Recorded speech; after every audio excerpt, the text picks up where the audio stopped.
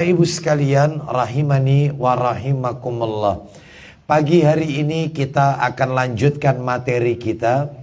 Kita masih berada pada pembahasan kitab 200 fatwa emas dari Rasulullah Sallallahu Alaihi Wasallam.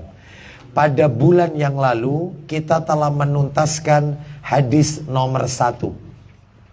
Sedangkan pada hari ini, kajian kita di pagi hari ini, kita akan membahas hadis nomor 2. Hadis yang berbicara tentang, kita beri judul, jagalah hati, jangan kau nodai. Ini bukan judul lagu, ya. Ini bukan lirik lagu, tetapi memang hadisnya berkaitan erat tentang masalah menjaga hati. Baik, kita baca hadisnya Bapak Ibu sekalian. Hadis nomor 2 kita beri judul jagalah hati, jangan kau nodai. Hadis ini diriwayatkan oleh siapa? Bisa kita lihat di catatan kaki nomor 1. Hadis riwayat Muslim dalam kitab Sahih Muslim di nomor aslinya nomor 2564 atau dicetakan terjemahan di nomor 2194, ya. Jadi beda penomoran tapi tetap sama-sama diriwayatkan oleh Imam Muslim. Oleh siapa hadis ini diriwayatkan? Oleh Abu Hurairah radhiyallahu anhu. Bagaimana kok bisa tahu hadis ini diriwayatkan oleh Abu Hurairah? Tentunya kita merujuk kepada kitab aslinya supaya kita tahu, ya, 2194 atau juga diriwayatkan oleh di nomor hadis 2564. Baik, kita baca hadisnya. Silakan Pak Didi dibuka kitabnya, kitab terjemahannya. Setelah itu kita merujuk kepada yang ada di fotokopi itu yang sudah kami tuangkan. Baik, silakan bisa dibaca. Dari mana hadis itu? Silakan. 213. Ya, 2194. Silakan. Dari Abu Hurairah radhiyallahu an katanya, Ya. Rasulullah SAW bersabda. Nah, betul kan? Dari Abu Hurairah radhiyallahu an, dia berkata, Rasulullah sallallahu alaihi wasallam, beliau bersabda. Silakan langsung dibaca, yaitu kita dengarkan, kita baca yang ada di fotokopi. Ya, bunyi hadisnya. Innallaha la yamduru ila suwarikum wa amwalikum walakin yamduru ila qulubikum wa a'malikum. Silakan.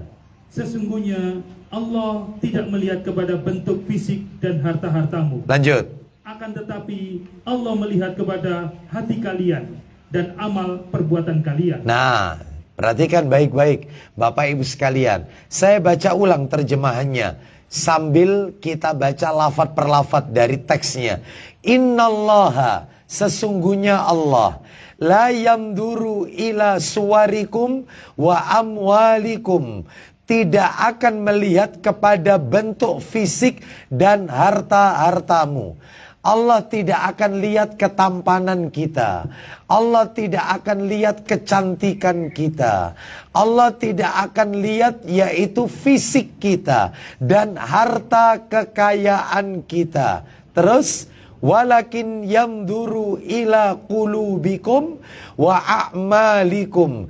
Akan tetapi Allah hanya melihat kepada hati kalian dan amal perbuatan kalian. Nah, baik, sekarang kita akan bahas pelajaran apa yang bisa kita ambil dari hadis ini. Ada 6 pelajaran.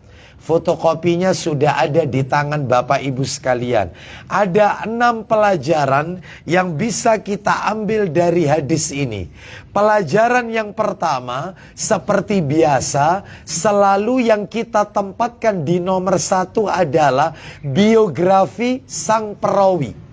Biografi orang yang meriwayatkan hadis ini. Masih ingat tidak Bapak Ibu?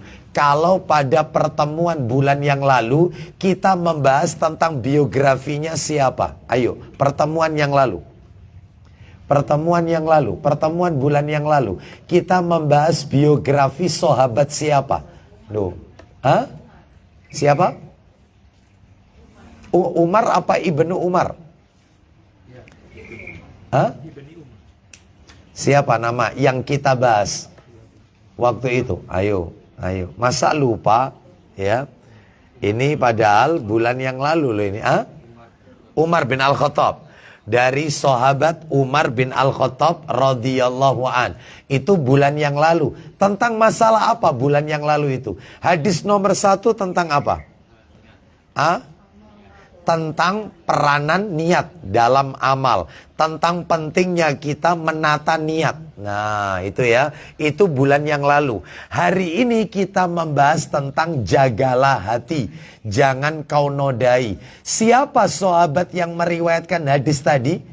Siapa namanya Bu? Pak? Abu Hurairah radhiyallahu an. Sehingga yang nomor 1 pelajarannya adalah kita akan bahas secara ringkas biografi sahabat Abu Hurairah radhiyallahu an. Siapa beliau? Ringkas saja. Ada 6 poin yang perlu kita ketahui dari Abu Hurairah radhiyallahu an. Yang pertama tentang nama aslinya. Nama aslinya bukan Abu Hurairah. Nama aslinya adalah Abdurrahman bin Sakhr. Terus, kenapa kok menjadi Abu Hurairah? Karena beliau menyenangi binatang kucing. Bahkan beliau sering memasukkan kucing kecil itu ke dalam saku beliau. Makanya Nabi memberikan julukan Anta Abahir. Engkau adalah bapaknya kucing. Nah itu ya. Berarti boleh Ustadz ya, orang itu memakai nama kunyah, nama julukan pakai nama-nama hewan. Boleh. Terutama hewan-hewan yang bagus, hewan-hewan yang yang lucu, boleh ya. Seperti itu. Contohnya apa? Abu siapa ini ya kalau pakai nama hewan? Hewan yang lucu. Kelinci. Kelinci bahasa Arabnya apa? Ada yang tahu bahasa Arabnya kelinci? Arnab. Sehingga boleh seseorang itu dijuluki Abu Arnab, bapaknya kelinci. Boleh. Ya. Jangan dikasih nama Abul Asad, Abu Asad. Apa Asad itu? Macan. Bapaknya macan, mungkin kereng gitu ya. Jangan. Jadi pilihlah hewan-hewan yang bagus, boleh. Sebagaimana Abu Hurairah ini diberi julukan oleh Nabi. Jadi Nabi itu yang ngasih julukan itu, yaitu kamu ini bapaknya kucing karena menyukai hewan kucing ya. Baik, kita lanjutkan sekarang. Beliau masuk Islam tahun 7 Hijriah. Saya tanya sama Bapak Ibu, saya tanya, Rasul itu wafat tahun berapa Hijriah? Rasul wafat tahun berapa Hijriah? 11, betul.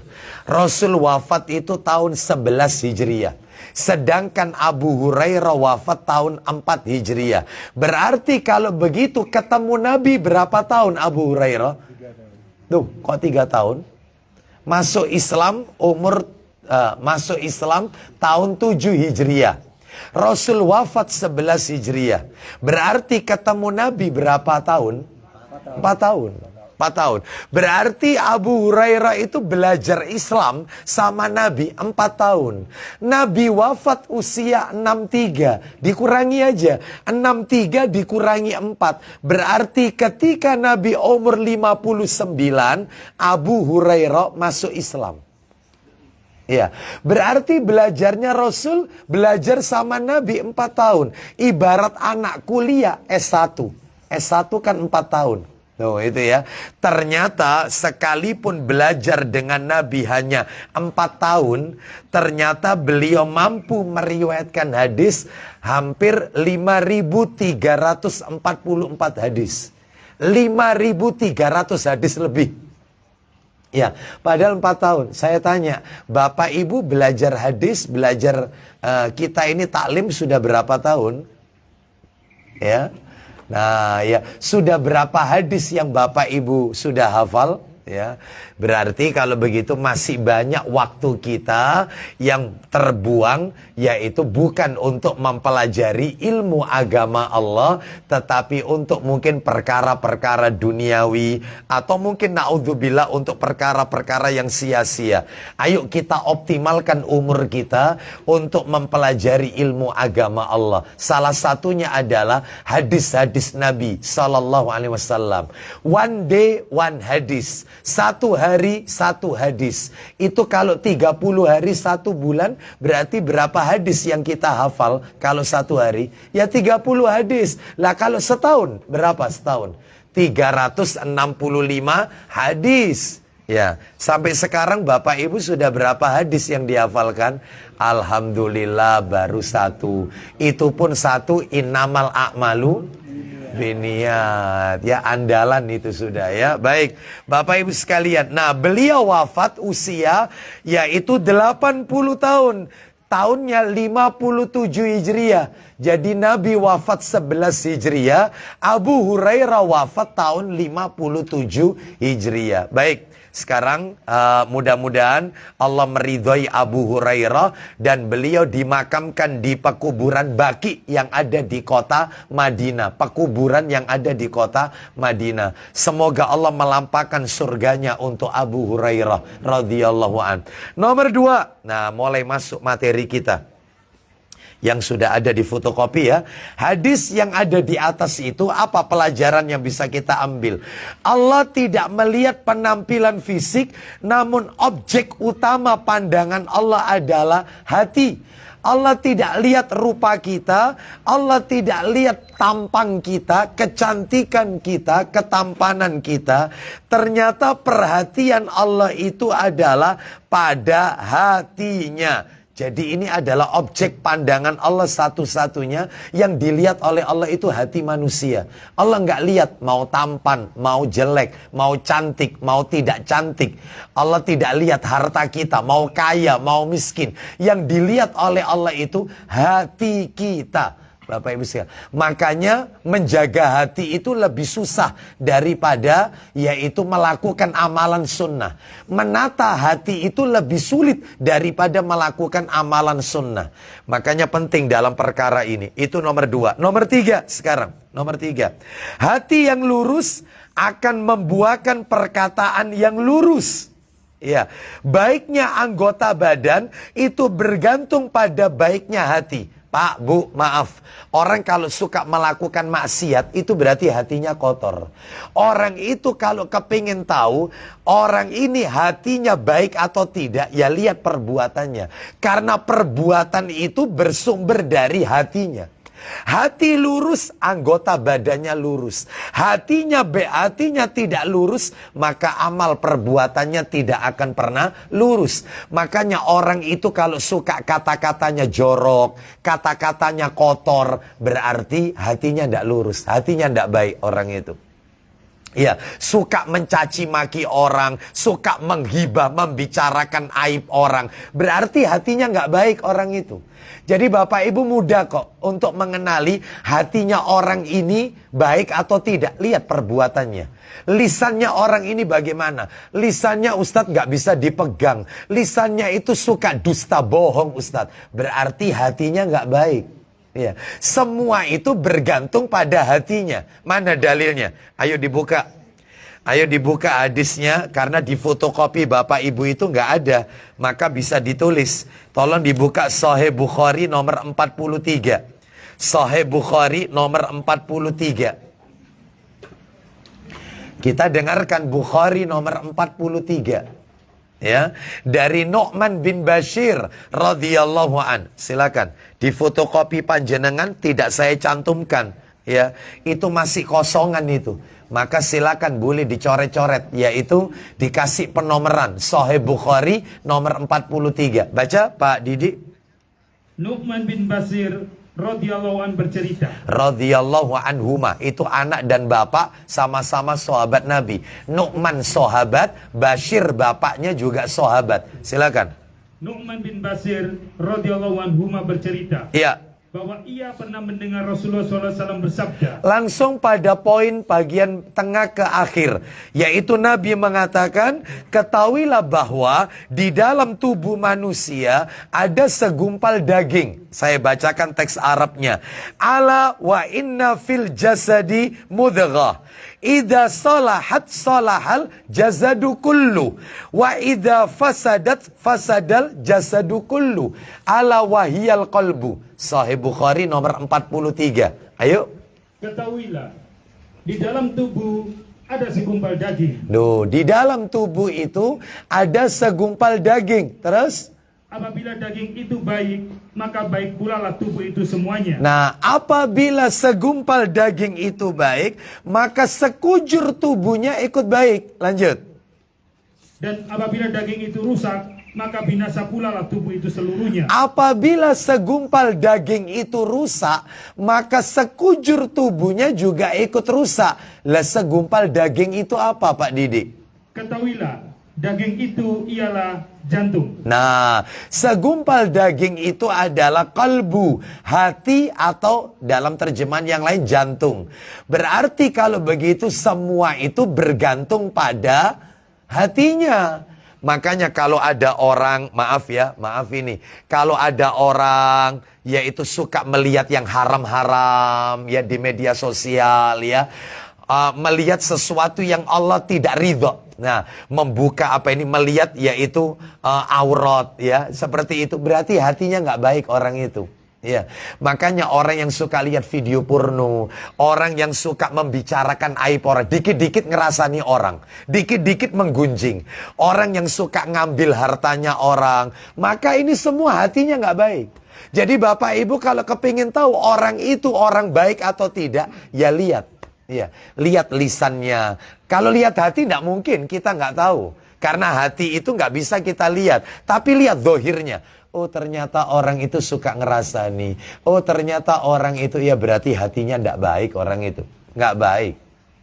Ya, ngerasani pimpinannya. Ya, lah wong dia kerja sama pimpinan, kok malah pimpinannya dirasani. Wis gak beres, bos wis gak beres. Iya. Karepe dhewe tak pikir-pikir. Kok malah ngerasa berarti nggak baik hatinya orang ini. Nggak baik. Iya, jadi kalau kepingin tahu hatinya orang ini emas 24 karat atau jangan-jangan hatinya itu adalah hati sekedar ya loyang atau perunggu atau apapun, ya lihat perilakunya bagaimana. Nah, jadi dalam hal ini semua itu bergantung hatinya. Saya tambahkan lagi, tolong dibuka kitab Sahih Targhib wa Tarhib. Tolong dibuka Pak Didik jilid 5 Pak Didik. Sahih Targhib wa Tarhib jilid 5 nomornya 2865. 2865.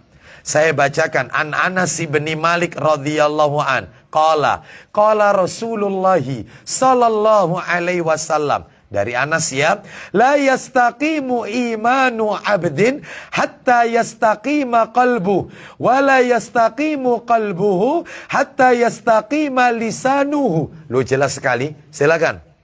Dari Anas radhiyallahu an, dia berkata. Apa kata Anas radhiyallahu an? Rasulullah SAW bersabda. Apa isi sabdanya? Iman seorang hamba tidak akan lurus sampai hatinya lurus. Loh, ulang lagi kalimat itu. Iman seorang hamba. Iman seorang hamba tidak akan lurus sampai hatinya lurus. Lanjut teruskan. Dan hatinya tidak akan lurus sampai lisannya lurus. Nah, berarti semuanya itu bergantung pada hati. Ya, lisan yang tidak lurus, ya, anggota badan kita yang tidak mengikuti tuntunan syariat apa yang diajarkan oleh Nabi, berarti mereka ini karena hatinya tidak lurus. Apa kata Ibnu Hajar Al-Asqalani apa kata Ibnu Rajab rahimahullah? Ya, beliau mengatakan di dalam kitab Jami'ul Ulum wal Hikam di juz yang pertama halaman 210, kata Ibnu Rajab, hadis ini memberikan isyarat bahwa baiknya amalan seorang hamba itu bergantung pada hatinya. Apabila hatinya baik, ya, maka di dalam apabila hatinya itu baik, maka seluruh anggota badan yang lain akan juga baik. Sebaliknya, kalau hatinya itu rusak, ya, selalu dipenuhi dengan hawa nafsu, hatinya suka dengan maksiat, maka sekujur tubuhnya pun juga akan bermaksiat. Seperti itu. Bapak Ibu sekalian, nah ada orang yang bilang begini. Nah, perhatikan ya. Ada orang yang bilang begini, Ustadz, percuma Ustadz, orang itu orang itu pakai jilbab tapi kalau hatinya tidak baik. Dia pakai jilbab tapi suka ngomongin orang. Ya, lihat Ustadz, dia rajin taklim tapi menuntut ilmu seringkali, bahkan khatam Quran sebulan sekali. Tetapi hatinya nggak baik, suka ngomongin orang, kata-katanya suka nyakiti orang. Yang penting itu Ustadz, hati ini ditoto. Ya, percuma dalam hal ini dia rajin melakukan amal soleh tapi hatinya busuk. Hatinya yaitu suka melakukan maksiat. Yang penting itu Ustadz, ya, yang penting itu adalah semua itu terletak pada hatinya. Ya. Nah, orang-orang seperti ini Bapak Ibu sekalian, kalau ada orang yang mengatakan demikian, kan ada orang itu yang mengatakan bahwasannya orang bertakwa itu Ustadz, orang bertakwa itu bukan pada jilbabnya Ustadz. Ya, orang itu dikatakan soleh itu bukan pada jenggotnya Ustadz. Orang bertakwa itu hatinya Ustadz. Orang soleh itu Ustadz pada hatinya, bukan terletak pada penampilannya, bukan. Sehingga percuma jenggotan tapi kalau hatinya busuk. Nah, kalau ibu-ibu, bapak-bapak menemui orang seperti ini, ya, apa yang harus kita jawab? Gampang jawabannya. Jawabannya adalah, Pak, Bu, maaf. Memang benar. Nabi itu pernah mengatakan dalam satu hadis yang sesaat lagi akan kita dengarkan hadisnya. Apa kata Nabi? Takwa itu letaknya di hati. Sampai Nabi mengatakan itu 3 kali. Nabi menunjukkan jarinya itu ke dadanya. Takwa itu letaknya di sini. Takwa itu letaknya di sini. Takwa itu letaknya di sini. Bukan pada penampilan. Tapi ingat, sebentar. Kita dengarkan dulu hadisnya. Ayo dibuka Pak Didi, Sahih Muslimnya. Sahih Muslim nomor 2193 dan 2194. Ayo dibuka. 2194 aja dulu. 2194. Dari Abu Hurairah radhiyallahu an. Ayo. Dari Abu Hurairah radhiyallahu an katanya. Ya, silakan. Rasulullah SAW bersabda. Apa isi sabdanya? Sesungguhnya Allah tidak melihat kepada rupa dan hartamu. Loh, coba yang 2193 saja dulu. 2193 aja. 2193. Dari Abu Hurairah radhiyallahu an katanya, ya. Rasulullah SAW bersabda. Apa isi sabdanya? Seorang muslim adalah saudara bagi sesama muslim. Nah, ini nanti sebentar lagi poinnya. Ulang lagi, seorang muslim? Seorang muslim adalah saudara bagi sesama muslim. Lanjut. Karena itu, janganlah menganiayanya. Jangan mendolimi. Terus. Jangan membiarkannya teraniaya. Jangan membiarkan dia teraniaya. Harus kita tolong. Terus. Dan jangan menghinanya. Jangan menghina muslim. Terus. Takwa tempatnya di sini. Nah, itu poinnya. Ulang lagi. Takwa tempatnya di sini. Apa yang Nabi lakukan ketika Nabi mengucapkan itu? Sambil beliau menunjuk ke dadanya 3 kali. Loh, Nabi mengatakan takwa itu letaknya di sini. Takwa itu letaknya di sini. Jadi seakan-akan Nabi menyampaikan takwa itu letaknya di hati, bukan pada penampilan. Terus lanjut, masih ada? Sambil beliau menunjuk ke dadanya 3 kali. Teruskan. Alangkah besar dosanya menghina saudaranya sesama muslim. Nah, terus? Setiap muslim haram menumpahkan darah saudaranya sesama muslim. Terus? Haram merampas hartanya dan haram mencemarkan kehormatan atau nama baiknya. Nah, baik. Bapak Ibu sekalian, hadis yang barusan kita dengarkan, ini adalah hadis yang mulia yang disalah tempatkan oleh sebagian orang. Mereka salah menempatkan hadis ini. Jadi, Bukankah yang menyampaikan hadis tadi itu Rasulullah? Nabi loh yang bilang, takwa itu letaknya di dada. Bukankah yang memerintahkan kita untuk pakai jilbab itu juga Allah dan Rasul? Bukankah yang memerintahkan kita untuk memanjangkan jenggot, mencukur kumis itu juga Rasulullah? Rasul sendiri yang mengatakan takwa itu letaknya di dada, di hati. Rasul sendiri yang menyuruh kita wanita pakai jilbab wajib.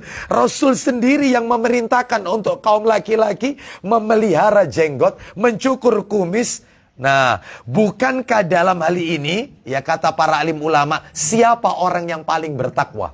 Siapa orang yang paling bertakwa? Ya tentunya Rasul dan para sahabat. Ternyata Nabi sendiri yang mengucapkan itu, beliau tidak menyelisih perintah Allah Subhanahu wa taala. Jadi intinya adalah kalau memang hatimu itu baik, kalau memang hatimu itu baik, mestinya amalanmu tidak menyelisihi daripada perintah Allah. Jadi kalau ada wanita pakai cadar, tapi hatinya kok suka ngomongin orang, maka jangan salahkan cadarnya. Hatinya disalahkan. Sebab apa? Kalau memang hatinya itu baik, mestinya tercermin dari perbuatannya. Jadi salah besar kalau ada orang itu yang penting itu hatinya, Ustadz. Itu yang namanya apa itu? Tampilan luar casing itu enggak masalah, ya. Enggak masalah, Ustadz. Rambut gondrong boleh, yang penting hati jangan gondrong, Ustadz. Oh. Itu ya, seperti itu. Jadi yang seperti ini kita bantah. Kalau memang hatimu itu baik, kalau memang hatimu itu bersih, mestinya tidak menyelisih daripada perintah Allah dan Rasulnya. Jadi kalau ada orang berjenggot, kok malah dia itu makan hartanya orang, nilep uangnya orang, padahal dia sudah taklim, sudah ngaji. Berarti yang salah bukan jenggotnya, yang salah bukan ajarannya, yang salah hatinya. Kenapa? Semua amal perbuatan itu cerminan daripada hati. Ya. Makanya Allah tidak akan lihat tampilan kita, yang dilihat oleh Allah itu nanti di hari kiamat hatinya. Ya. Baik, kita dan amal perbuatannya. Dan kalau amalannya itu buruk, berarti hatinya buruk. Sebab hati itu yang menjadi motor daripada amal perbuatan kita. Kita lanjutkan materi pelajaran yang nomor 4. Hati manusia ada di antara dua jari, di antara jari-jari Allah. Saya ulang ya. Hati manusia ada di antara dua jari, di antara jari-jari Allah. Mungkin Bapak Ibu bertanya ini, loh Ustadz, Allah itu punya jari? Iya, Allah punya jari. Apakah sama dengan jari manusia? Laisa kamislihi syai'un. Allah tidak boleh diserupakan dengan makhluknya. Tugas kita mengimani apa adanya. Seperti apa katanya Nabi? Kalau kita yaitu berdoa, kalau kita mendekat kepada Allah sambil berjalan, maka Allah akan mendekati kita sambil berlari. Seperti misalnya Nabi pernah mengatakan, nanti di hari kiamat betis Allah tersingkap. Betis Allah tersingkap. Apakah Allah itu punya betis? Ya, sami'na wa ata'na. Imani apa adanya, jangan ditakwil, jangan dianalogikan, jangan dipertanyakan, jangan dimisalkan. Sami'na wa ata'na. Imani apa adanya, jangan disimpulkan dengan kesimpulan yang lain. Seperti hadis ini, ayo kita dengarkan. Allah itu punya jari. Bahkan Allah itu punya tangan. Kedua-dua tangan Allah kanan. Nabi sendiri yang mengatakan, dua tangan Allah itu kanan. Jangan diumpamakan, jangan dibayangkan, jangan dimisalkan, jangan ditakwil, diinterpretasikan. Nggak usah. Imani saja apa adanya. Itu tugas kita. Karena ini perkara gaib. Hanya saja ini disampaikan oleh Nabi SAW kepada kita. Ayo dibuka dalilnya. Coba dibuka suratnya. Oh, mohon maaf.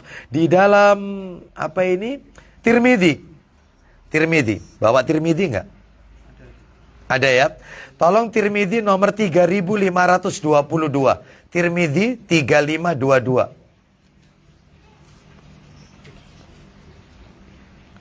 Tirmidzi, Sunan Tirmidzi, jilid 3, atau bisa dibuka yang di-download itu, yang sudah di-download. Tirmidzi nomornya yaitu 3522 dari Ummu Salamah radhiyallahu an. Ayo baca Pak Didi. Ummu Salamah, Ia silakan. berkata, Iya. aku berkata kepada Ummu Salamah, wahai Ummul Mukminin, Iya. doa apa yang sering dibaca oleh Rasulullah ketika berada di sisimu? Baik, ada seseorang bertanya kepada Ummu Salamah. Siapa Ummu Salamah ini? Istri Nabi Sallallahu Alaihi Wasallam. Ya, jadi Ummu Salamah radhiyallahu anha. Dia bertanya laki-laki ini, wahai Ummul Mukminin, ya doa apa yang sering dibaca oleh Rasulullah? Doa apa? Lanjut teruskan. Ummu Salamah menjawab, Ya, doa yang sering beliau baca adalah, ya. wahai yang membolak-balikan hati, Ya muqallibal qulub. Terus, sabit qalbi ala dinik. Ulang lagi, wahai. wahai yang membolak-balikan hati, Teruskan. tetapkanlah hatiku atas agamamu. Lanjutkan. Aku kemudian bertanya, Ya. ya Rasulullah, Nah, Ummu Salamah pernah tanya sama Nabi, wahai Rasulullah, kenapa engkau kok sering membaca doa ya muqallibal qulub? Kenapa kok sering baca doa itu? Apa pertanyaannya Pak Didi? mengapa doa yang sering kau baca adalah, wahai yang membolak-balikkan hati, Terus, tetapkanlah hatiku atas agamamu. teruskan. Beliau menjawab, Lihat apa katanya Rasul. Kenapa kok Nabi itu suka membaca doa ya muqallibal qulub, sabit qalbi ala dinik? Apa jawabannya Nabi Pak Didi? beliau menjawab, Silakan. wahai Ummu Salamah, Ya, sesungguhnya tidak ada seorang manusia pun ya. kecuali hatinya berada di antara kedua jari dari jari-jari tangan Allah. Duh. Wahai Ummu Salamah, tidak ada satupun manusia kecuali hatinya berada di antara kedua jari dari jari-jari tangan Allah. Duh. Berarti Allah punya jari. Iya. Seperti apakah jari Allah? Wallahu alam. Yang penting kita imani saja. Ya, seperti itu. Jangan ditanyakan sifatnya, bentuknya, jangan dimisalkan, jangan ditolak, ya. Imani apa adanya. Baik, banyak yang seperti ini Bapak Ibu sekalian ya. Baik, kita lanjutkan sekarang, yaitu kalimat yang ada di fotokopi, yang ada di tangan Bapak Ibu nomor 4. Saya lanjutkan ya. Hati manusia ada di antara dua jari, di antara jari-jari Allah. Maka berdoalah kepada Allah agar istiqomah di atas kebenaran. Makanya Bapak Ibu sekalian, ya kita itu diperintahkan oleh Allah dan Rasulnya untuk sering-sering berdoa istiqomah. Sebab ada orang itu yang hatinya tidak istiqomah. Tidak istiqomah. Kadang taat, kadang tidak taat. Fluktuatif. Hatinya itu fluktuatif. Imannya fluktuatif. Kadang melakukan amal soleh, kadang melakukan dosa maksiat. Ya. Maka berdoalah kepada Allah agar kita itu selalu istiqomah. Hati kita ini selalu istiqomah. Sebab hati itu bolak-balik. Hati manusia itu suka bolak-balik. Makanya disebut kolbu. Kolbu itu artinya sesuatu yang suka bolak-balik. Kadang begini, kadang begitu. Kadang istiqomah, kadang tidak. Makanya doanya, ya muqallibal qulub. Wahai Allah yang membolak-balikkan hati manusia. Kita nggak tahu. Ya, seperti itu. Baik. Sekarang saya akan tunjukkan kepada Bapak Ibu. Nah, sekalian aja mumpung ketemu. Pak, Bu, kita itu kalau berdoa kepada Allah, yang harus kita mohonkan terlebih dahulu itu 6 perkara. Ada 6 perkara dulu. Jadi Bapak Ibu kalau berdoa kepada Allah, 6 ini didulukan sebelum minta yang lain. Sebelum minta yang lain, sebelum Bapak Ibu minta rumah tangga sakinah, mawaddah, warohmah, sebelum Bapak Ibu minta rezeki barokah, minta pekerjaan dimudahkan, sebelum Bapak Ibu minta keturunan soleh, belum ini, belum, itu nanti belakangan. Lah terus yang kita mohonkan itu apa dulu? 6. 6 dulu yang kita minta. Apa saja Ustadz? 1. Tolong ya didulukan. Dan tolong doa-doanya dihafalkan ya. Ustadz kalau nggak pakai bahasa Arab boleh nggak bahasa Indonesia? Boleh. Yang penting minta 6 ini didulukan. 6 ini didulukan. Tapi kalau bisa pakai bahasa Arab. Kalau bisa. Ya, doa-doa dalam Quran ataupun hadis-hadis Nabi. Apa itu? Dihafalkan ya. 6 ini tolong didulukan panjenengan kalau berdoa. 1. Doa meminta rahmat. Doa minta rahmat. Rahmatnya Allah. Sebab orang tidak bisa masuk surga kecuali rahmatnya Allah. Semua karena rahmatnya Allah. Orang itu bisa masuk surga karena rahmatnya Allah. Ustadz bisa ngasih contoh. Bunyi doanya bagaimana? Doa minta rahmat. Banyak. Contohnya, misalnya begini, doa minta rahmat. Rabbana atina min ladunka rahmah. Loh itu. Wahayyi lana min amrina rosyada. Surat Al-Kahfi itu. Ya, itu. Minta rahmat. Ya. Terus, yang kedua. Ayat berapa itu? 10 ya? 10 betul. Surat Al-Kahfi ayat 10 itu. Rabbana atina min ladunka rahmah wa hayyi lana min amrina rasyada. Terus yang kedua, doa yang harus kita minta.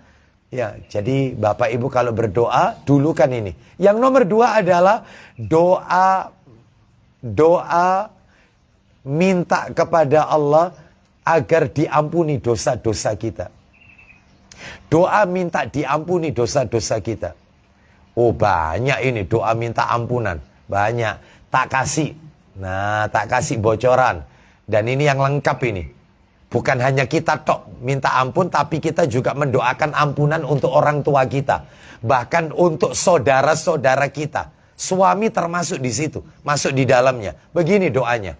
Ada doa punya. Ini doa dalam Al-Quran ini. Begini doanya. Rabbana ghafirli wali walidayya walil mu'minina yauma yaqumul hisab. Artinya, Rabbana gfirli, ya Rabb kami ampunilah aku. Wali walidayya, ampuni dosa kedua orang tuaku. Walil mu'minina, dan kepada seluruh orang-orang beriman. Ya saudara kita ini masuk di sini, masuk di sini. Terus apa ini walil mu'minina yauma yaqumul hisab, pada hari penghisapan amal. Nah itu ada lagi yang lebih lengkap. Nah begini yang lebih lengkap. Rabbighfirli wali walidayya waliman dakhala baitiya mu'minan walil mu'minina wal mu'minat. Apa itu artinya? Rabbighfirli, ya Allah ampunilah aku. Wali walidayya, ampuni dosa kedua orang tuaku. Waliman dakhala baitiya, dan dosa orang-orang yang masuk ke rumahku, tamu-tamuku. Loh itu. Walil mu'minina.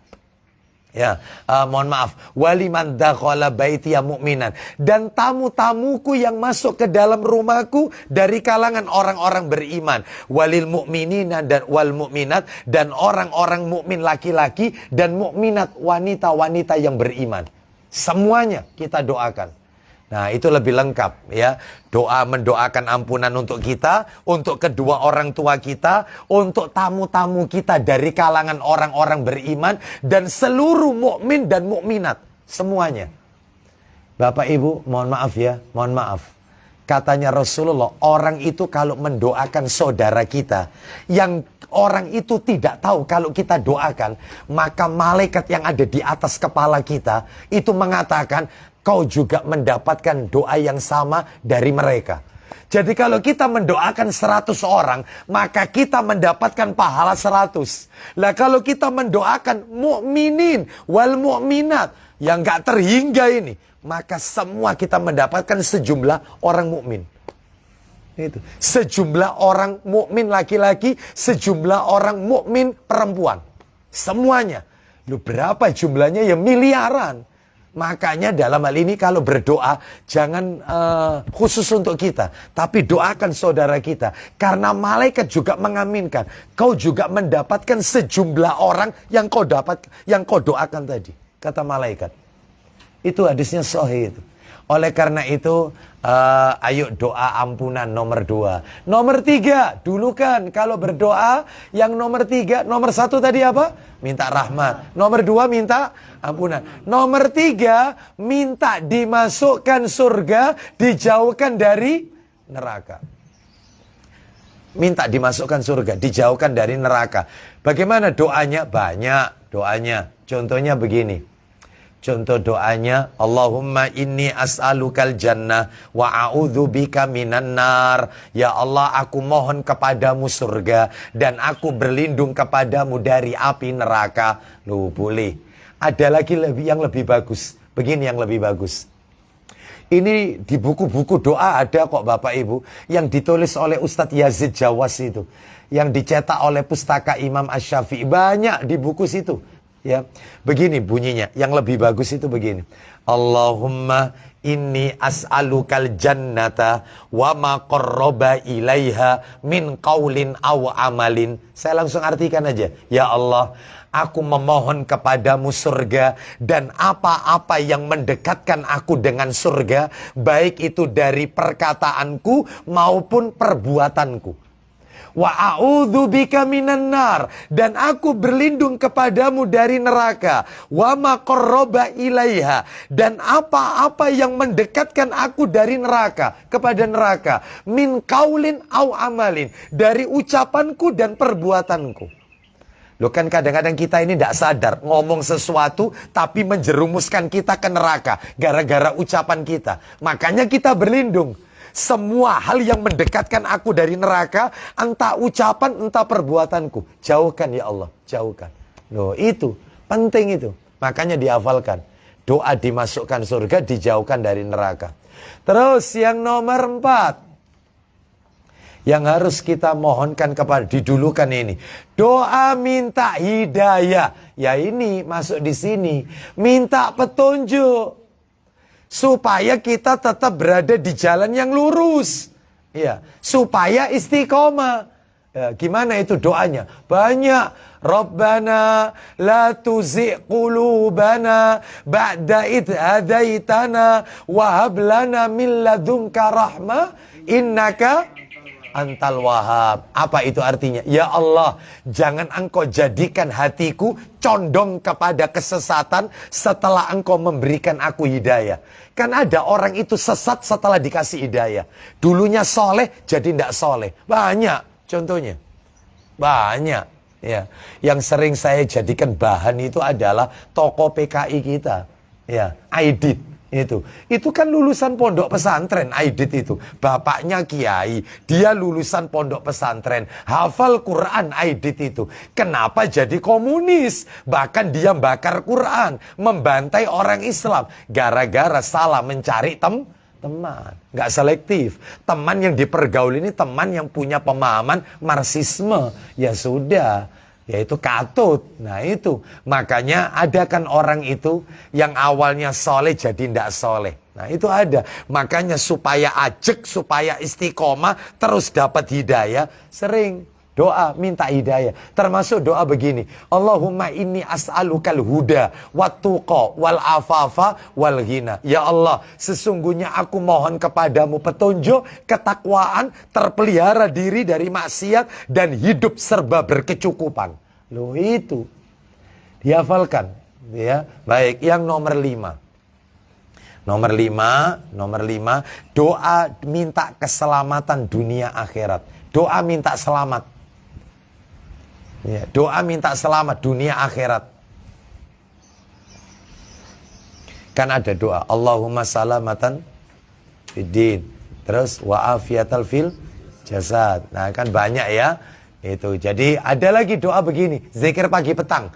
Bapak Ibu sadar tidak sadar, kalau baca zikir pagi petang, di situ ada doa minta selamat. Bunyinya begini, Allahumma inni as'alukal afiyata fid dunya wal akhirah. Ya Allah, sesungguhnya aku mohon keselamatan dunia akhirat. Terus ada lagi lanjutannya, dirinci, Allahumma inni as'alukal afwa wal afiyata fi dini wa dunyaya wa ahli wa mali. Ya Allah, sesungguhnya aku memohon kepadamu, yaitu maaf, dan aku juga mohon keselamatan, selamat dari duniaku, mohon maaf, selamat dari agamaku, duniaku, anak keturunanku, dan hartaku. Semuanya komplit. Minta selamat dunia akhirat. Nah, itu ya. Baik, kita lanjutkan. Terus yang terakhir, yang nomor 6 adalah yang mesti harus kita utamakan kalau berdoa. Terakhir yang nomor 6, doa minta tambahan ilmu. Bapak Ibu selama ini kalau berdoa minta tambahan apa? Nah, tambahan rizki, istri, atau ilmu? Ya, ini bapak-bapak sungkan kalau minta tambahan istri ya, karena istrinya hadir di sini ya. Berarti suami-suami dalam tekanan ini ya.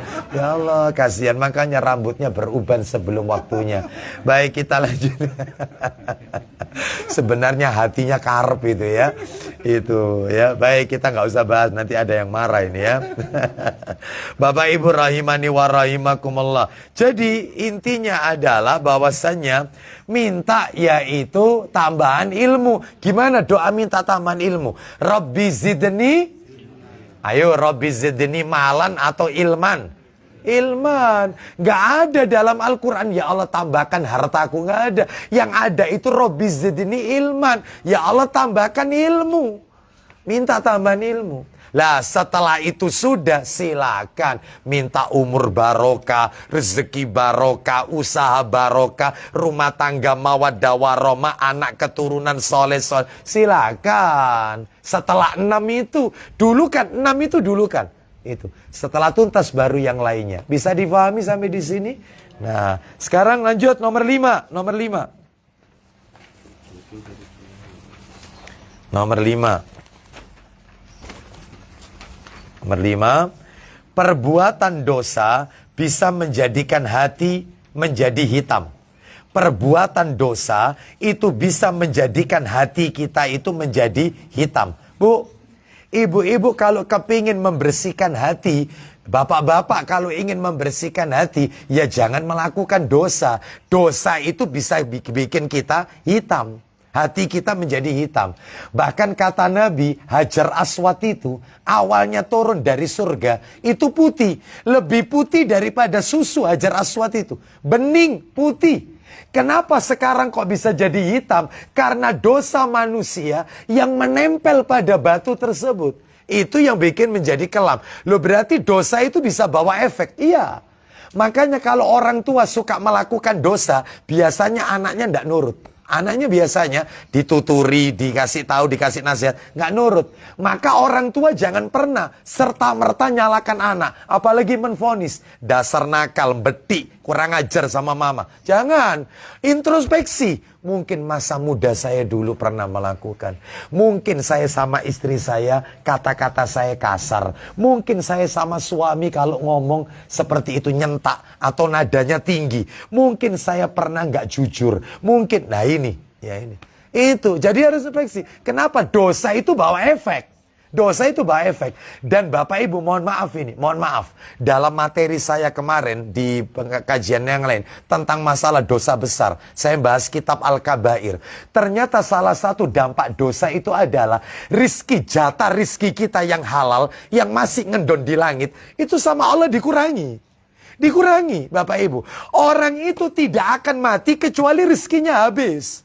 Makanya kata Syekh Sholeh Al-Ghamisi dalam ceramahnya, apa itu dalam ceramah bahasa Arab, beliau menceritakan ada seseorang yang masuk ke dalam sumur, dia teriak-teriak minta tolong.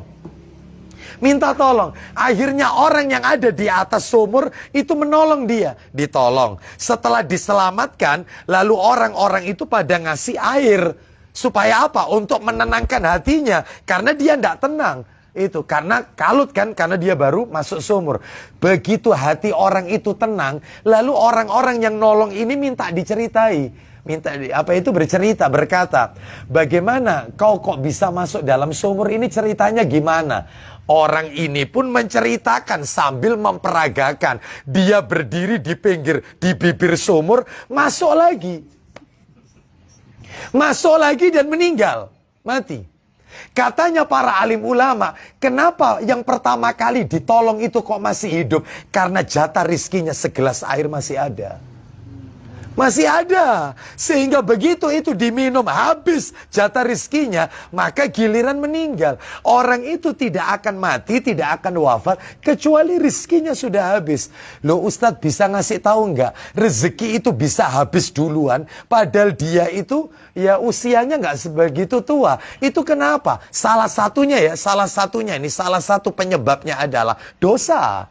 Dia pernah melakukan dosa sehingga jatah rizkinya yang halal, yang ngendon di langit, itu sama Allah dikurangi terus karena dosanya. Lah kalau sudah habis, ya giliran meninggal. Loh berarti kebalikannya, orang kalau suka beramal soleh, umurnya akan ditambah. Iya, rezekinya pun ditambah oleh Allah. Orang kalau suka beramal soleh.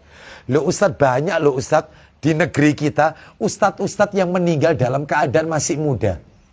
Banyak, ya banyak. Seperti siapa? Ustadz Uje, Ustadz Jeffrey Al-Bukhari. Terus apa itu? Siapa? Saya Ali Jabir. Nah itu juga usia muda. Banyak, itu kan juga orang soleh. Orang yang tegar di atas agama Allah. Menghafalkan ayat Quran dan seterusnya. Apa karena dosa? Bukan. Makanya saya bilang, saya katakan sebabnya banyak. Sebab yang lain adalah Allah hendak menyelamatkan dia. Sebelum dia terkena fitnah dunia yang lebih besar. Makanya katanya Rasul, ciri nanti akhir zaman, di akhir zaman, orang-orang yang baik-baik itu dimatikan dulu sama Allah. Allah kirimkan angin, yang angin itu menyebabkan mereka meninggal semua. Yang soleh-soleh. Sehingga yang tinggal di muka bumi ini orang-orang pelaku maksiat. Orang-orang jahat yang ada di muka bumi. Makanya berarti Allah hendak menyelamatkan dia. Diselamatkan. Dari kekacauan, fitnah daripada akhir zaman ini. Oh itu. Sama Allah, lihat ulama-ulama kita, ulama-ulama senior, satu persatu meninggalkan kita. Diselamatkan sama Allah. Kita sudah kehilangan Syekh Albani, kita kehilangan Syekh Saleh Utsaimin, kita kehilangan Syekh bin Bas. Kita banyak ulama-ulama terdahulu diwafatkan dulu oleh Allah. Usianya masih muda. Imam An-Nawawi penulis kitab Riyadhus Shalihin meninggal umur 45 tahun. Tapi karyanya dinikmati oleh miliaran manusia. Loh, ini menunjukkan kepada kita bahwasanya, maaf kembali ke materi ya, dosa itu bawa efek. Bikin hati jadi kelam. Mana dalilnya? Ayo Pak Didi. Saya bisa minta tolong kepada Bumia. Bumia punya ember kecil gitu. Ember kecil, terus kemudian ada gelas atau ini aja enggak apa-apa. Ya, gelas pakai ini, terus kemudian sama betadin ada. Ya, saya minta tiga benda itu. Ada ember, ada gelas, ya, betadin. Ya, Pak Didi baca hadisnya sambil tak praktekkan. Seperti itulah kata Rasulullah Sallallahu Alaihi Wasallam. Baik. Hah? Hadisnya. Hadisnya tolong disiapkan Sahih Targhib wa Tarhib. Oh, itu jilid berapa ya? Oh insya Allah jilid 5 ada. 3141 sih nomornya. Nomor belakang sendiri. 3141 ada enggak? Ada enggak? Enggak ada. Kalau gitu yang di-download aja, Ibnu Majah. Ibnu Majah. Bisa kan kalau Ibnu Majah kan? Nomornya 4244. Ibnu Majah 4244. Hadisnya itu Ibnu Majah 4244. Ketemu Pak Didi? Insya Allah ya. Masuk ya, insya Allah. Ya. Sudah?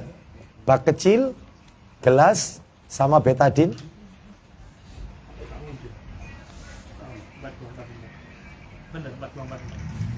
Ya, 4244. Nggak muncul?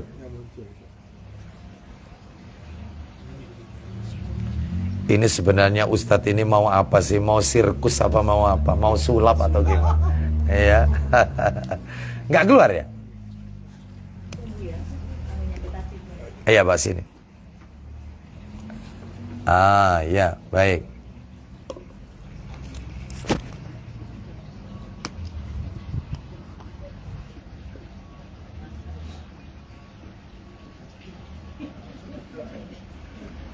Ada. Nah, alhamdulillah.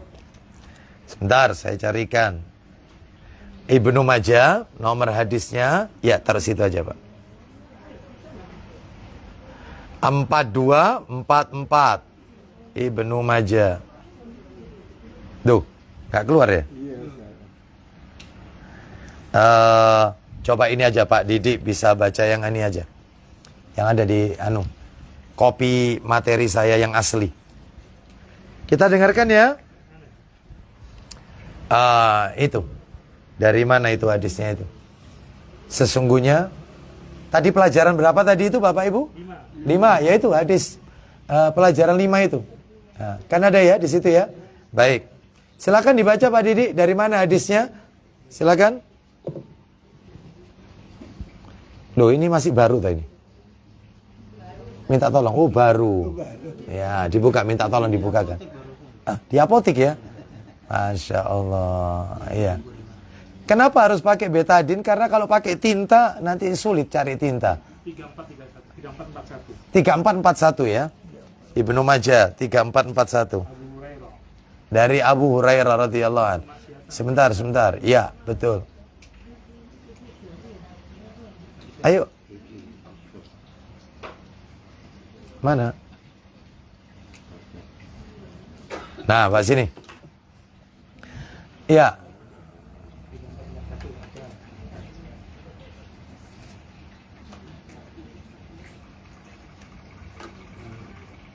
Ya, sini. Baik. Ininya sudah kan? Pak sini, cepet. Pak sini cepet. Amin. Ya. Ayo Pak Didi baca. Dari Silakan. Abu Hurairah radhiyallahu anhu.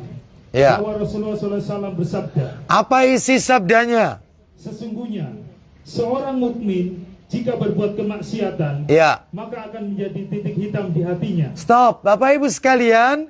Kata Nabi sallallahu alaihi wasallam dalam riwayat yang lain, hati manusia bahkan disebutkan kullu mauludin yuladu alal fitrah. Setiap anak Adam itu lahir suci, bersih. Anak baru lahir itu hatinya suci, bersih, putih. Seperti air yang ada di dalam gelas yang saya pegang ini. Putih, ini baru lahir. Baru lahir. Ya, kenapa? Oh, nggak usah, nggak apa-apa. Nggak usah. Dengar kan? Masukkan ya. Setiap anak lahir itu putih, bersih, suci. Nggak ada noda. Begitu dia sudah akil balik. Ulang lagi Pak Didik terjemahnya. Sesungguhnya seorang mukmin jika berbuat kemaksiatan, maka akan menjadi titik hitam di hatinya. Maka ketika dia dewasa, dia baru melakukan dosa. Contohnya, dosa apa? Dosa durhaka kepada orang tua. Oh, sudah. Terus kemudian, dosa suka melihat yang Allah haramkan. Dikit apa banyak kira-kira ini? Banyak ya, dosa mata itu kan banyak ya. Loh. Terus kemudian dosa seorang dosa suka berdusta, bujuk. Nah, dah. Banyak apa dikit? Banyak, dah. Ya, dah kita aja ya. Terus dosa apa lagi yang sering kita lakukan? Jujur, jangan ada dusta di antara kita. Ya, sampai kayak dia tidak pernah melakukan dosa aja ya. Terus saya mau tanya, lebih banyak mana? Dosa istri ke suami atau suami ke istri? Istri ke suami ya. Banyaklah suka membentak ya itu. Terutama kalau ada istri jengkelnya itu, mangkelnya itu dari depan nurut, tapi dari belakang. Nah, itu nggak boleh kan? Itu nggak boleh, itu namanya ghibah, waka. Atau dosa suami kepada istri. No, dikit apa banyak suami ke istri? Nah, dikit aja ya. Ya, dosa pernah ngerasani orang. Oh ya, termasuk ngerasani ustadznya. Wah, banyak. Kasih banyak nah, ngerasani ustadz banyak ya, kita kasih ya. Habis deh beli lagi nanti ya. Mestinya pakai tinta ini. Semakin banyak dosa ini. Banyak dosa yang kita lakukan. Sehingga apa? Kecil maupun besar, sengaja maupun tidak disengaja, seringkali kita melakukan dosa. Seperti inilah hati kita, kelam. Lah kalau sudah seperti ini sulit menerima hidayah. Doa tidak dikabulkan, ibadah menjadi tidak tenang karena hatinya kelam sudah. Lanjut Pak Didik terjemahannya. Maka dan jika ia bertobat serta meninggalkannya dan meminta ampun, terus. maka hatinya akan diputihkan. Nah, teruskan kemudian. Jika terus melakukannya, Jika dia terus melakukan dosa, terus? maka akan terus bertambah. Nah, maka kalau bertobat katanya Nabi, maka hatinya akan dipulihkan. Dulunya suka berdusta, sekarang diganti dengan orang yang rajin, jujur. Dulu suka nyakiti istri, mendolimi istri, maka menjadi seorang suami yang soleh. Dulu kurang ajar dengan orang tua, menjadi anak yang berbakti kepada kedua orang tuanya. Dulu suka mengambil harta orang, dikembalikan haknya orang, lalu dia rajin beramal soleh, melakukan sodako, zakat, infak. Dulu dia mungkin pernah menghibah orang, maka dia menjadi orang yang suka memaafkan kesalahan orang, dan seterusnya. Akibatnya ketika meninggal dunia, maka meninggal dalam keadaan seperti ini. Husnul khatimah, hatinya menjadi kembali suci kalau tobat seperti ini. Tapi kalau terus-menerus ternyata habis tobat dibaleni mana? Hitam lagi. Bisa difahami dalam hal ini? Seperti itulah hati manusia Bapak Ibu sekalian. Ya, oleh karena itu maka sering-seringlah kita bertobat kepada Allah Subhanahu wa taala. Kenapa? Karena Allah akan mensucikan hati kita, ya. Baik, kita lanjutkan Bapak Ibu rahimani wa rahimakumullah. Sekarang yang nomor 6. Yang nomor 6. Ya, nomor 6. Apa itu di situ nomor 6? Hati bisa menjadikan amalan bertingkat-tingkat. Nah, amalan itu, ya, lihat itu Bapak Ibu sekalian. Amalan itu tidak bertingkat-tingkat dengan bilangan dan jumlah. Akan tetapi amalan itu bertingkat sesuai dengan apa yang ada di dalam hatinya, yaitu keikhlasan yang ada pada hatinya. Makanya sekarang kita akan bahas Bapak Ibu sekalian, macam-macam hati. Ternyata hati itu dibagi 3. Ayo fotokopinya dilihat halaman 2. Hati itu dibagi 3 ternyata. Hati itu dibagi 3. Hati itu dibagi 3. Tapi sebelum Bapak Ibu membahas hati dibagi 3, ayo Pak Didi, sudah saya cantumkan di situ bercetak tebal Quran surat Al-Hajj, Quran surat nomor 22, ayatnya 53 dan 54, lalu ditambahkan Sahih Muslim nomor aslinya 2282 atau cetakan terjemahan 2127. Ayo dibuka dulu ayat Qurannya. Ayat Qurannya dibuka dulu, Quran surat 22. Kita pengen tahu hati itu ada berapa macam sih? Hati itu dibagi berapa macam sih ada di Quran itu? Ada di Quran. Quran surat 22, Al-Hajj. Ayatnya 53 dan 54. Allah berfirman, liyaj'ala ma yulqi syaitanu fitnatan lilladzina fi qulubihim maradu wal qasiyati qulubuhum wa innadh dhalimina lafi shiqaqin ba'id. Ayat 54-nya, waliya'lamal ladzina utul ilma annahul haqqu mir rabbika fayu'minu bihi fatukhbita lahu qulubuhum wa innallaha lahadil ladzina amanu ila siratim mustaqim. Silakan. Agar dia menjadikan apa yang dimasukkan oleh setan itu sebagai cobaan bagi orang-orang yang di dalam hatinya ada penyakit. Stop. Orang yang di dalam hatinya ada penyakit, berarti ada hati sakit. Terus lanjut. Dan yang kasar hatinya. Nah, itu namanya hati yang mati. Teruskan. Dan sesungguhnya orang-orang yang zalim itu benar-benar dalam permusuhan yang sangat. Lanjutkan 54. Dan agar orang-orang yang telah diberi ilmu meyakini bahwasannya Al-Quran itulah yang hak dari Rabbmu, lalu mereka beriman dan tunduk hati mereka kepadanya. Nah, ada hati yang tunduk, yaitu hati yang bersih, hati yang subur. Lanjut. Dan sesungguhnya Allah adalah pemberi petunjuk bagi orang-orang yang beriman kepada jalan yang lurus. Baik, sekarang Sahih Muslimnya dibuka, nomor 2127. Kita lihat pembagian hati. Ayo, baca Pak Didi, silakan. Dari Abu Musa radhiyallahu an dari Nabi sallallahu alaihi wasallam bersabda, Isinya, perumpamaan agama yang aku diutus Allah azza wa jalla dengannya, yaitu berupa petunjuk dan ilmu, teruskan. ialah bagaikan hujan yang jatuh ke bumi. Nah, ini poinnya sekarang, poinnya. Silakan. Di antaranya ada yang jatuh ke tanah, yang subur, Terus. yang dapat menyerap air. Jadi, Pak Bu, mohon maaf Bapak Ibu, yaitu diibaratkan seperti tanaman, lalu kemudian turun hujan, air hujan itu tidak menggenang, langsung diserap oleh akar, lalu kemudian menjadi tumbuh. Batangnya tumbuh, rantingnya tumbuh, bahkan jadi buah. Bunganya juga bagus, daunnya itu bagus. Lah itu ada orang seperti itu. Atau yang kedua, lanjut, teruskan. Maka tumbuhlah padang rumput yang subur. Teruskan. Di antaranya pula ada yang jatuh ke tanah keras. Terus. Sehingga air tergenang karenanya. Ada, yaitu tanaman itu ketika hujan turun, air itu tidak meresap ke dalam tanah, tapi menggenang. Karena tanahnya itu tanah keras. Nggak bisa meresap ke dalam tanah.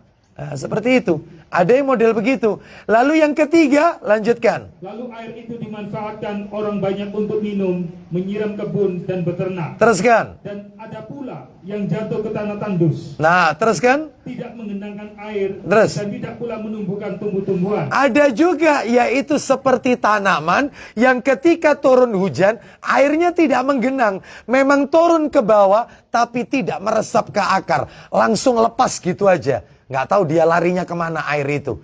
Orang itu juga begitu. Diibaratkan oleh Nabi 3 tadi. Yang pertama ya, ada orang itu kalau dengar dapat nasihat, didengarkan dengan baik, terus diresapi dalam hatinya, lalu menjadi berubah, menjadi orang yang lebih baik. Nah itu seperti tanaman yang airnya meresap ke dalam akar, akar tumbuh batang, batang tumbuh ranting, ranting tumbuh dahan, dahan kemudian tanaman, terus kemudian apa ini? Buah, dan seterusnya. Ada orang itu kalau mendengarkan nasihat, yaitu mendengarkan apa itu, dia dengarkan, ya, tetapi tidak diamalkan. Dia suka mendengarkan, tapi nggak diamalkan. Seneng ngaji, tapi nggak diamalkan. Yaitu orang kedua. Yang seperti tanah tandus tadi. Seneng taklim, ya, rajin, bahkan nyatet lagi, dicatat, tapi nggak dipraktek-praktek, no. Nah, itu yang nomor 2. Ada yang nomor 3. Orang yang mengikuti kajian, dengarkan ilmu, ternyata masuk telinga kanan, keluar telinga kiri. Jadi satu pun tidak meresap dalam hatinya.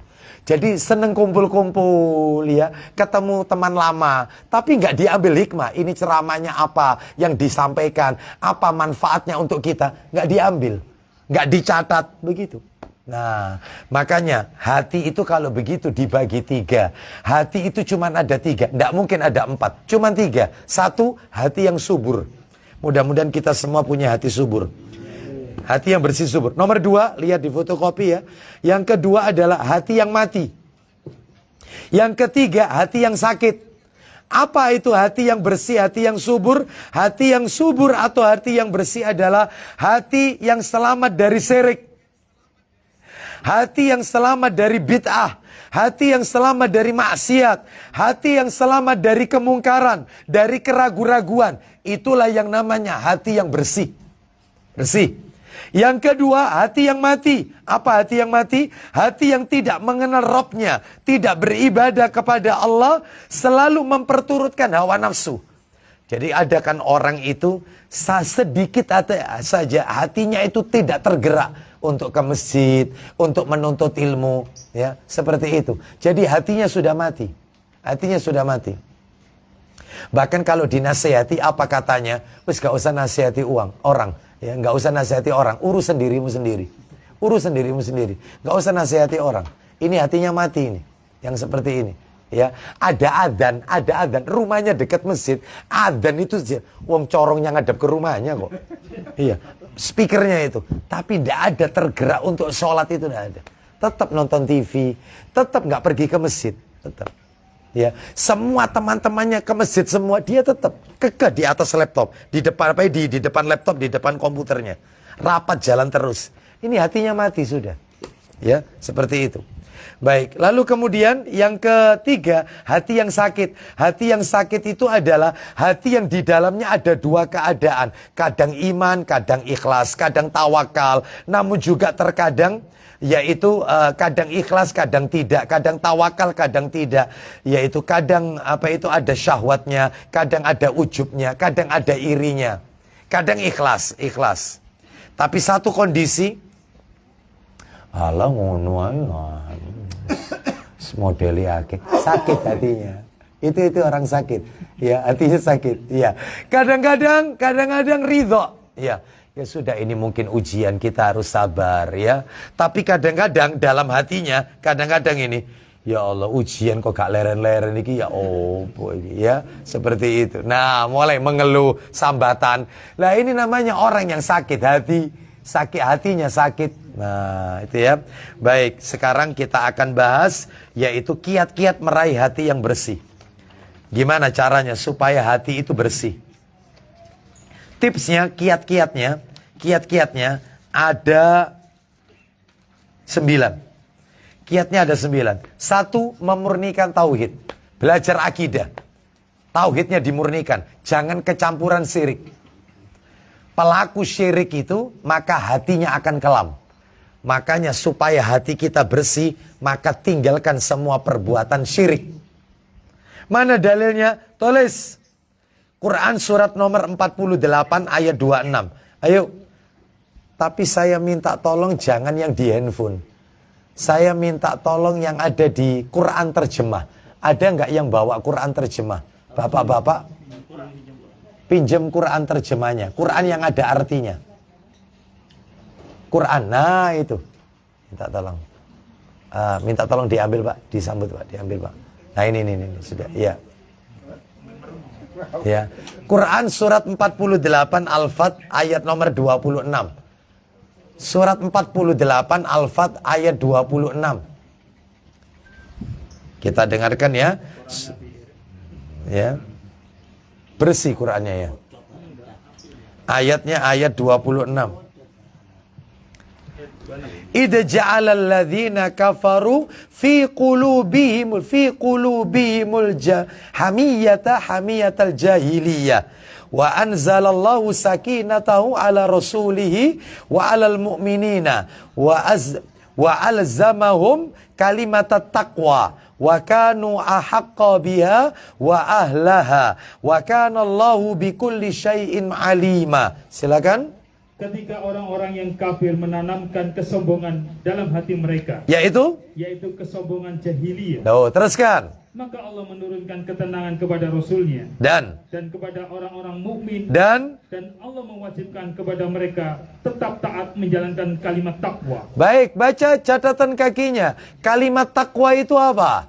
Silakan. Apa yang dimaksud kalimat takwa? Silakan. Kan ada itu mensinya, footnote-nya. Gimana Bu Mia? Ayo baca Bu Mia.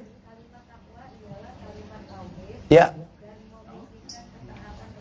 Nah, kalimat takwa di sini adalah kalimat tauhid memurnikan ketaatan kepada Allah. Ternyata di situ tidak ada ya. Tidak ada. Ya, memang beda-beda terjemahan ya. Baik, kita lanjutkan. Jadi yang dimaksud kalimat takwa ini adalah kalimat tauhid, kalimat ketaatan kepada Allah Azza wa Jalla. Jadi memurnikan tauhid. Kiat-kiat agar hati kita subur. Nomor dua, memegang erat sunnah Rasul dan tidak menyelisihinya. Memegang erat sunnah Rasul dan tidak menyelisih Rasul. Jadi istiqomah mengikuti sunnah Rasul. Mana dalilnya? Suratnya sama. Surat nomor 48. Ayatnya 18. Baca catatan kakinya. Ayat 18.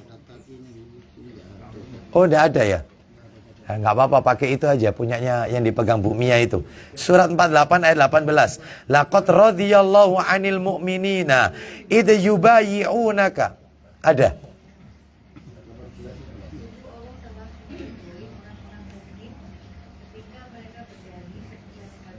Teruskan. Terus.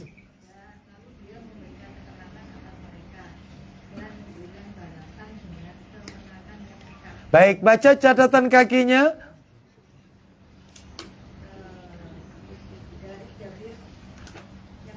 Ya. Ya. Ya.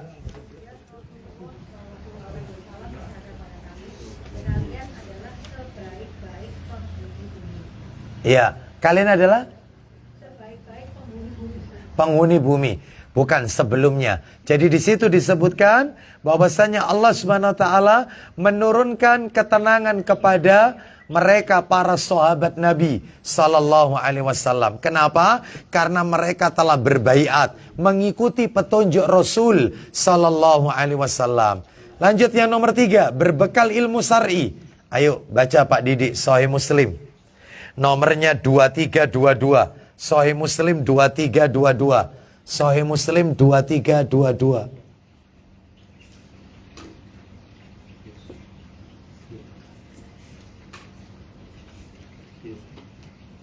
Ya, silakan. Ya. Dari Abu Hurairah radhiyallahu an katanya, Ya. Rasulullah SAW bersabda, Langsung saja Pak Didi di bagian tengah, apabila suatu kaum berkumpul di salah satu rumah Allah atau masjid, lalu mereka membaca kitabullah dan mempelajari sesama mereka, ya. Ya, atau mulai dari barang siapa menempuh jalan mencari ilmu. Ayo. Silakan. Silakan.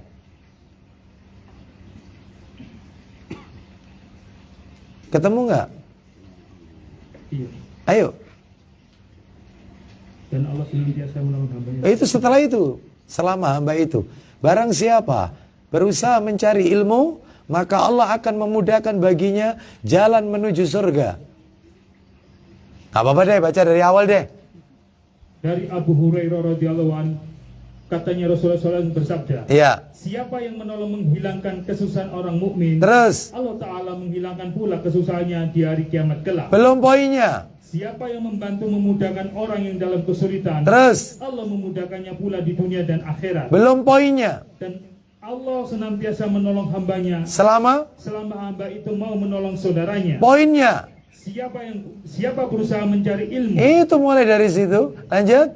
Allah memudahkan baginya jalan ke surga. Poinnya sekarang Bila suatu kaum berkumpul di salah satu rumah Allah atau masjid, untuk lalu mereka membaca kitab Allah dan mempelajarinya sesama mereka, maka apa yang akan Allah berikan kalau orang itu nuntut ilmu? Silakan. turunkan kepada mereka ketenangan No. dan diselubungi mereka dengan rahmat. Hatinya dibuat tenang. Makanya orang nuntut ilmu itu hatinya akan tenang.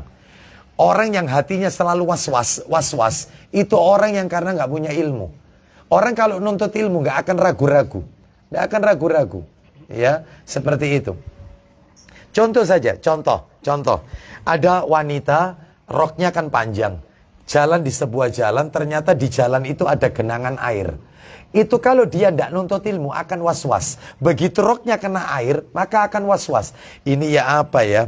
Rok ini bisa tak pakai sholat apa enggak ya? Ini air suci apa air najis? Ini jangan-jangan air bekas selokan atau air hujan atau air apa ini? Nggak tenang hatinya. Sehingga apa? Sehingga dia harus ke toilet, lalu kemudian dia harus mengguyurkan air, dicuci, diucek. Padahal simple, apa kata Nabi? Kalau kau berjalan dan pakaianmu terkena air, atau mungkin terkena sesuatu yang becek, maka berjalanlah di tempat yang kering. Setelah itu pakailah sholat. Nggak perlu diucek, nggak perlu dikasih air. Maka wanita itu berjalan, cari aja jalan yang kering, silakan. Yaitu jalan, maka jalanan yang kering itu sebagai penyucinya. Orang kalau nuntut ilmu nggak akan was-was. Seperti itu. Ada orang itu masuk kamar mandi. Mohon maaf ini. Saya pernah menjumpai orang seperti ini. Mau masuk kamar mandi. Ya, mau masuk kamar mandi. Begitu masuk kamar mandi. Itu begitu masuk. Terus kemudian dia keluar. Bajunya ini. Basah semua. Saya tanya, kenapa kok bajunya basah? Anda habis mandi. Mungkin nggak pakai anduk. Ya, basah ini bajunya ini. Kenapa? Karena saya tadi masuk kamar mandi kan kita tidak tahu Ustadz ya. Ini kan ya memang ini dindingnya kan keramik ini Ustadz. Lah orang mungkin habis pegang najis atau apa. Lah tangannya nempel di tembok. Tadi badan saya ketempelan. Makanya tak lapis semua. Ya Allah. Itu. Terus saya lihat kamar mandi itu dari atas itu disemproti sama dia. Dari atas itu. Air. Was-was. Ada orang yang gini. Iya. Ada orang. Lihat orang itu ketika sholat serasa seperti kentut. Serata seperti kentut. Iki batal apa gak ya? Batal apa gak? Kok anu seperti sesuatu keluar. Orang kalau rajin taklim, nuntut ilmu, maka tidak perlu dia was-was. Orang kalau taklim, apa katanya Nabi? Kalau kau melihat ada dua hal, kalau tidak suara atau bunyi, maka kalau kau tidak mendengar dua-duanya, maka teruskan sholatmu. Karena itu dari syaitan. Yang pertama suara, yang kedua bukan bunyi, suara atau bau. Suara atau bau. Jadi kalau kita Allahu Akbar, kok kayaknya keluar sesuatu. Ternyata di bau nggak bau. Ternyata yaitu bunyi juga nggak bunyi. Berarti itu dari syaitan. Ya, dari syaitan. Teruskan aja sholat. Teruskan aja. Tapi ada juga nggak ada suara tapi bau. Wah itu biasanya. Itu biasanya itu. Ya, nggak ada suara tapi bau. Ya. Ada suara doyer. Ya tapi nggak bau. Ya sama batal juga. Batal. Pokoknya salah satu itu. Salah satu ya. Itu suara. Lihat orang kalau nuntut ilmu. Enak kan? Enak. Itu ya. Kenapa? Orangnya nggak jauh ya. Orangnya nggak jauh ya. Loh belum apa-apa nambah dosa, tambah ya. Tambah hitam ini tadi. Ya, tambah hitam airnya. Ya, Bapak Ibu sekalian rahimani wa rahimakumullah. Jadi ini menunjukkan kepada kita Bapak Ibu sekalian, orang itu kalau menuntut ilmu, maka hatinya akan menjadi tenang. Hatinya itu tidak akan was-was. Hatinya itu tidak akan ragu. Gitu ya. Baik, kita lanjutkan sekarang. Yang keberapa? Nomor 4D, memperbanyak zikir. Ya, apa katanya Nabi?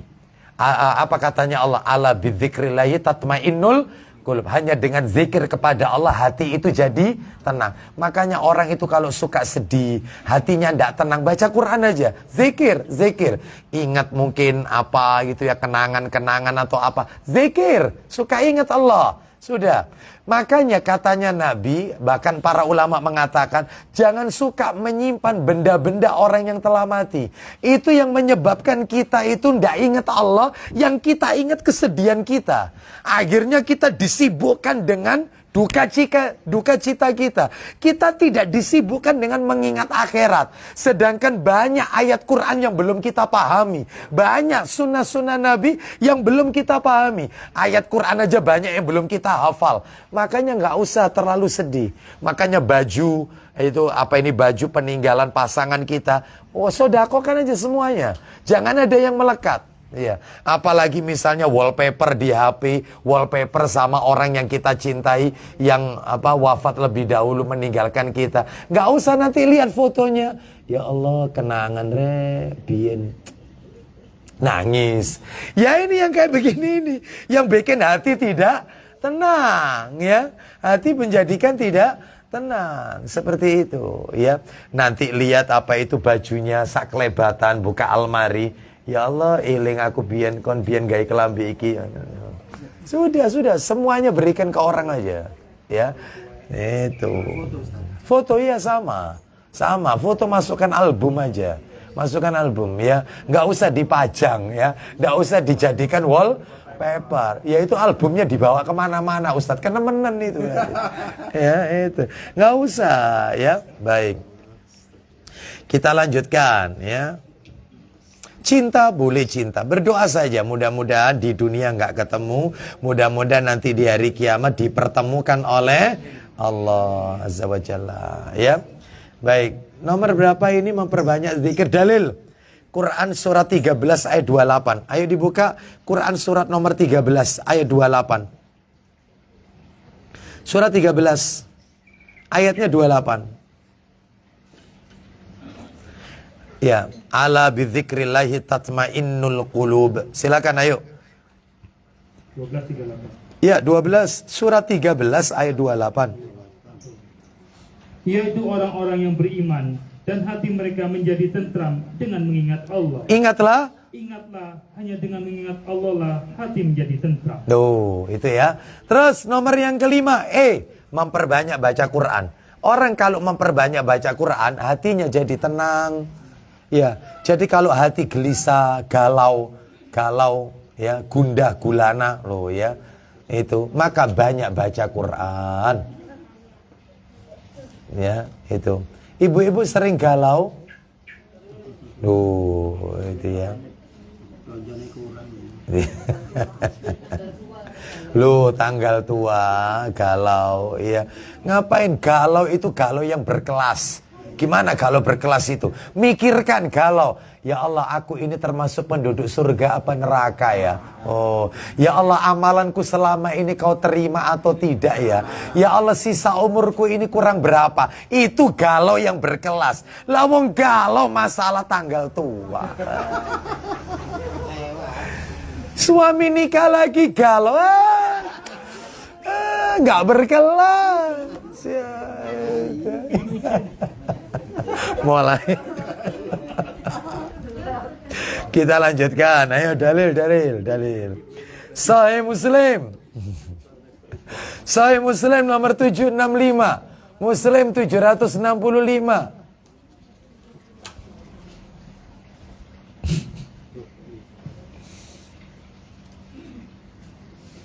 Sahih Muslim 765. Baca. Dari mana itu? Al-Bara. Al-Bara radhiyallahu anhu katanya. Ya. Ada seorang laki-laki membaca surat Al-Kahfi. Terus Dan di dekatnya ada seekor kuda tertambat dengan tali panjang. ada seekor kuda yang ditambatkan di situ ya. Di dekat laki-laki yang baca Al-Kahfi itu. Teruskan. Sekonyong-konyong datang awan menyelubuhi tempat orang itu. Awan itu turun di atasnya laki-laki yang baca surat Al-Kahfi itu. Teruskan. Sehingga kuda tersebut berputar-putar di tambatannya. Hingga lalu lari, lepas ikatannya. Teruskan. Ketika hari telah pagi, Ya. orang itu mendatangi Nabi SAW. Rupanya dia baca Quran itu, baca Al-Kahfi itu malam itu. Teruskan paginya. Lalu diceritakannya kepada beliau peristiwa yang dialaminya itu. Lalu apa kata Nabi? Ini perhatikan ini. Sabda Nabi SAW. Iya. Itulah sakinah. Nah, tilkas sakinah tanazzalat lil Quran. Silakan. Para malaikat turun membaca ketenangan dan rahmat. Bukan membaca, membawa. Membawa ketenangan dan rahmat. Nah, ngantuk ini, Bagi ngantuk. pembaca Al-Quran. Nah, bagi pembaca Al-Quran. Terus, ya, apa kata Nabi? Terus ya, sudah.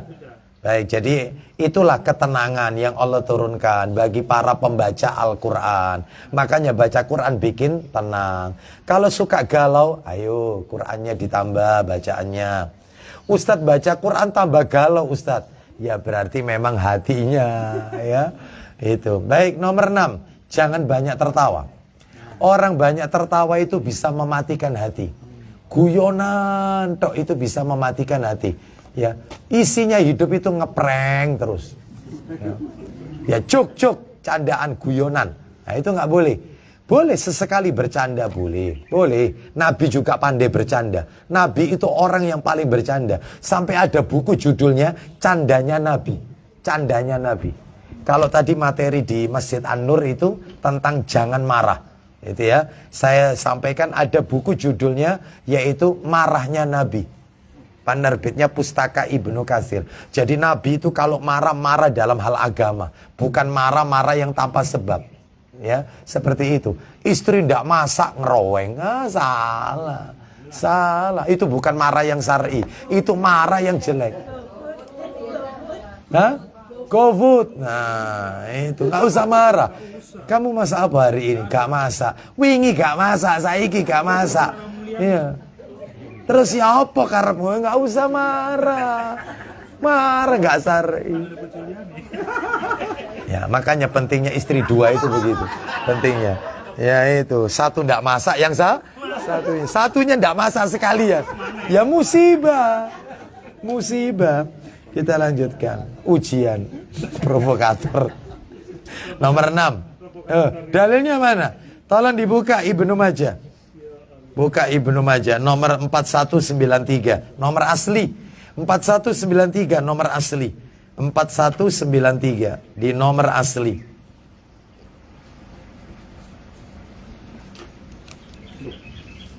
Ayo, apa kata Nabi? Ya, 4193. La tuksirud dhahika fa inna kasratad dhahiki tumitul qalba. Silakan.